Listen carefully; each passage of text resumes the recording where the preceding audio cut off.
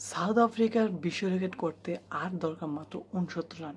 Guys, হ্যাঁ, test championship জিততে হলে আর মাত্র তাদের কিন্তু লাগবে 69 রান এবং হাতে রয়েছে মহামূল্যবান আরও 8টি উইকেট।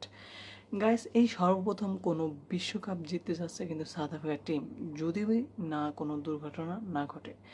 আমরা দেখতে পাচ্ছি যে প্রথম ইনিংসে কিন্তু অস্ট্রেলিয়া ব্যাটিং নামে সেখানে কিন্তু 212 রান করে ফার্স্ট ইনিংসে, জবাবে কিন্তু 138 রান কিন্তু অল আউট হয়ে যায় সাউথ আফ্রিকা টিম।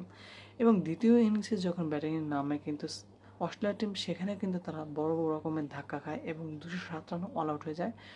240 রানের মতো তারা কিন্তু একটা টার্গেট দেয় এবং সেই টার্গেটে নামতে বেশে সাউথ আফ্রিকা কিন্তু হুজুটকা প্রথম 2 উইকেট, কিন্তু অধিনায়ক মাকরাম এবং বাউমার অসাধারণ জুটিতে এখন পর্যন্ত কিন্তু মাত্র 69 রান দরকার এবং তাদের জুটিটা কিন্তু প্রায় 150 রানের উপর হয়ে গেছে।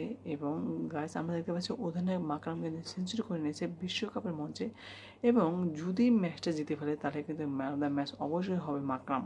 এবং আমরা দেখতে পাচ্ছি যে বাবুমা কিন্তু অসাধারণ খেলছে, সে কিন্তু ফার্স্ট ইনিংসে ভালো খেলছে এবং দ্বিতীয় ইনিংসে এসে কিন্তু এখনও পর্যন্ত 65 রানে নট আউট রয়েছে।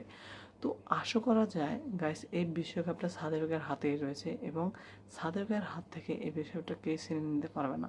সাউথ আফ্রিকা কিন্তু একটা স্ট্যাটাসে বলছিলেন যে এবারে বিশ্বকাপটা আমাদেরই হোক, কারণ কিছু কিছু দেখা যাচ্ছে যে এই বেজোর সালে কিন্তু অনেক রকম দুর্ঘটনা ঘটেছে, সেই উপলক্ষে কিন্তু আমরা দেখতে পাচ্ছি যে সেই সাউথ আফ্রিকার ক্যাপ্টেন বলছে যে এই বিশ্বকাপটা আমাদের হওয়া দরকার। কারণ আমরা দেখতে পাচ্ছি আরসিবি যেহেতু কোনোবারই কাপ জিততে পারেনি, কিন্তু তারা এবার কাপ নিয়ে গেছে, একটা অসাধারণ রেকর্ড করেছে।